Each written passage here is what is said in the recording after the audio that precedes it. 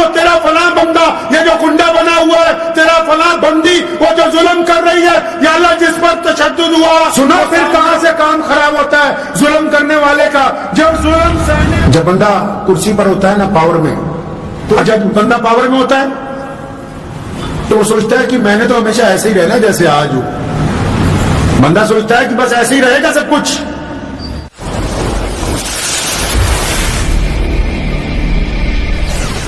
اللہ نے قرآن پاک میں وعدہ کیا کہ ہر مشکل کے بعد آسانی، ہر ایک مشکل کے بعد آسانی اللہ نے فرمایا ہے. اللہ کی حکمت کو کوئی بندہ پہنچ نہیں سکتا. ہر مشکل کے بعد آسانی ہے، اس بات کو ذہن نشین کر لیں. اور جب اللہ پر یقین کامل ہوگا تو حالات آتے جاتے رہتے ہیں، لیکن جو بندہ ثابت قدم رہ جائے، اللہ کو وہ لوگ بہت پسند ہیں جو دوسروں کو ڈراتے نہیں، جو دوسروں کو خوفزدہ نہیں کرتے، جو دوسروں کے منہ کا نوالا نہیں چھینتے. اللہ تعالیٰ کو وہ لوگ پسند ہیں. امت کو ضرورت ہے حوصلے کی، عزم کی، صبر کی، استقامت کی، کندھے سے کندھا ملانے کی، نفاق کو دور کرنے کی، نا اتفاقی کو ختم کرنے کی، تعلیمی طور پر، معاشی طور پر لوگوں کا ساتھ دینے کی.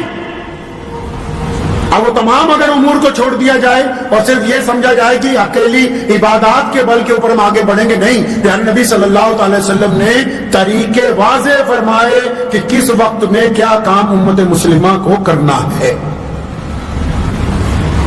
اور جو ظلم کرنے والی طاقتیں ہوتی نا، جب بندہ کرسی پر ہوتا ہے نا، پاور میں، کوئی بھی کرسی ہو، جوانی کی بھی کرسی ہوتی، علم کی ہوتی، اقتدار کی ہوتی ہے، بیوپار کی ہوتی ہے، عہدے کی ہوتی ہے، دفتروں میں بڑے بڑے سرکاری افسران کی ہوتی ہے. اور جب بندہ پاور میں ہوتا ہے تو وہ سوچتا ہے کہ میں نے تو ہمیشہ ایسے ہی رہنا جیسے آج ہوں.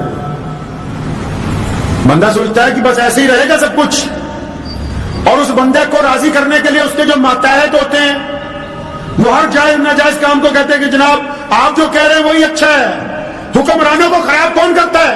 ایک بہت مشہور حکایت ہے، ایک بادشاہ صبح کو نکلا سیر کے لیے تو سبزی منڈی میں چلا گیا. تو تمام سبزیاں وہ دیکھ رہا تھا تو بینگن پڑا ہوا تھا. تو اس نے جب بینگن کو دیکھا تو اسے پسند آیا. تو اس نے جب بینگن ایک ہاتھ میں اٹھایا تو اپنے وزیر کو کہنے لگا دیکھو یہ کتنی اچھی سبزی لگ رہی ہے. کہتا جناب یہ تو بہت پیاری سبزی ہے، اس کا رنگ دیکھیے کتنا پیارا ہے، اور دیکھیے اس کے سر پہ تاج لگا ہوا ہے، کتنی پیاری سبزی ہے یہ، اس کا موٹا دیکھیے کیسا ہے، گول مٹول ہے. اس نے وزیر نے بادشاہ کو خوش کرنے کے لیے 200 تعریفیں اس بینگن کی کر دی. کچھ مہینے گزرے، بادشاہ پھر منڈی کی طرف گزرا، پھر بینگن پہ نگاہ پڑی تو بھول گیا بادشاہ کی مجھے پسند تھا. اس نے اٹھایا وزیر کو، کہتا یار یہ کیسی عجیب سی سبزی ہے. کہتا جناب بالکل بھدا سا ہے، یہ سر کے اوپر پونچھ لگی ہوئی ہے، بالکل ہی بیکار ہے، دیکھو تو صحیح، نہ اس کا سر ہے نہ پیر ہے. تو پتہ یہ لگا کہ بادشاہوں کو خراب کرنے والے ان کے مشیر ہوتے ہیں.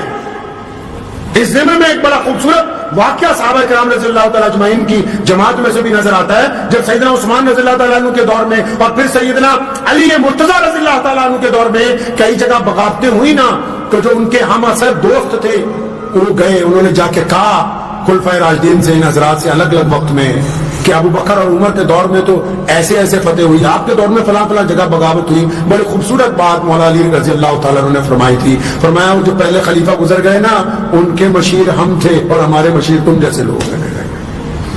یعنی وہ جو ان کی فتوحات ہیں، سیدنا ابو بکر رضی اللہ تعالیٰ عنہ کی، عمر فاروق رضی اللہ تعالیٰ عنہ کی، عثمان ذی النورین کی، وہ ساری مولا علی کرم اللہ وجہ کی تمام مشوروں کے اوپر ہیں، ان کی باتوں کے اوپر ہیں. کیونکہ جن کے پاس مشیر بڑے اعلیٰ ہوتے ہیں، جن کے ایڈوائزر بڑے اچھے ہوتے ہیں، ان بادشاہوں کا، ان حکمرانوں کا بڑا نام ہوتا ہے. اور جن کے مشیر خراب ہوتے ہیں ان کے حکمرانوں کا نام اچھا نہیں رہتا ہے.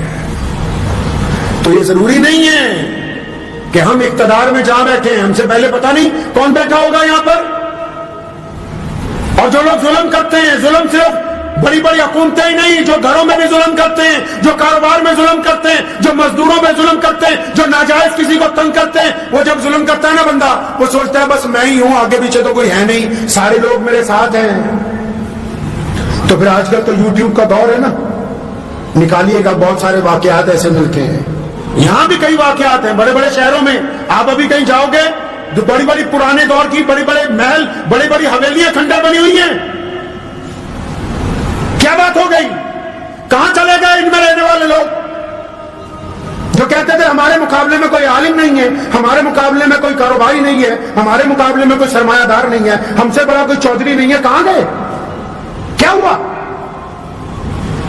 پیارے نبی حضرت محمد رسول اللہ صلی اللہ علیہ وسلم کی اگر تعلیمات کو پڑھتے ہیں تو نبی علیہ السلام نے اس کی وجہ بیان کی. یہاں محلی میں ایک کوٹھی کو توڑ کے ابھی ایک صاحب کو باہر نکالا. دونوں بھائی بہن, والد والدہ, سارے کے سارے بڑے بڑے افسر ریٹائر ہوئے اور گندگی میں رہ رہے ہیں. کوٹھی بھی کروڑوں روپے کی. وہ جو سوسائٹیاں انسانوں کو سنبھالتی ہیں جن کے دماغ چل جاتے ہیں, انہوں نے دروازے توڑ کے بڑی مشکل سے نکالا. کیا ہو گیا بھائی؟ ان کو کیا ہوا؟ ان کا کیا قصور ہے؟ پیارے نبی علیہ السلام نے وجہ بیان کی.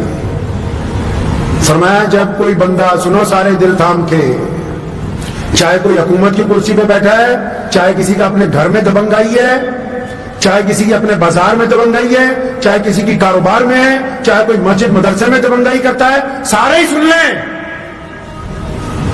صرف یہ نہیں کہ حکومتیں ساری جس کو اللہ نے جتنی خدائی کا حصہ دیا ہے,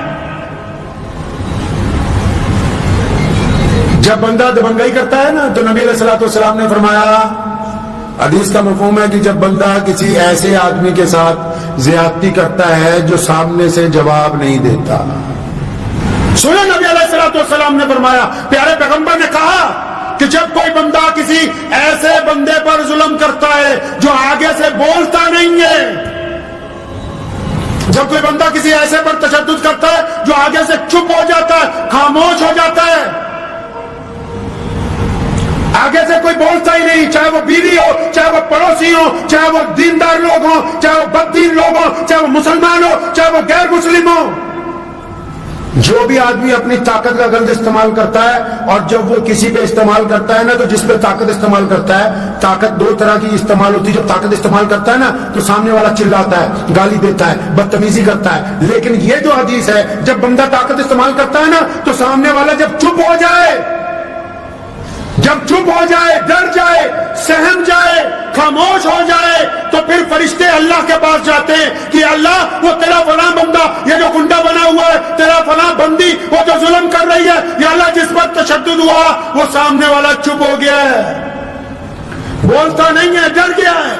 اس لیے ڈر گیا ہے, وہ سمجھتا ہے کہ بولتا ہوں, بولوں گا تو تھپڑ نہ مار دے, بولوں گا تو قتل نہ کر دے, بولوں گا تو مجھے تشدد کا نشانہ نہ بنائے, بولوں گا تو میری بے عزتی نہ کرے.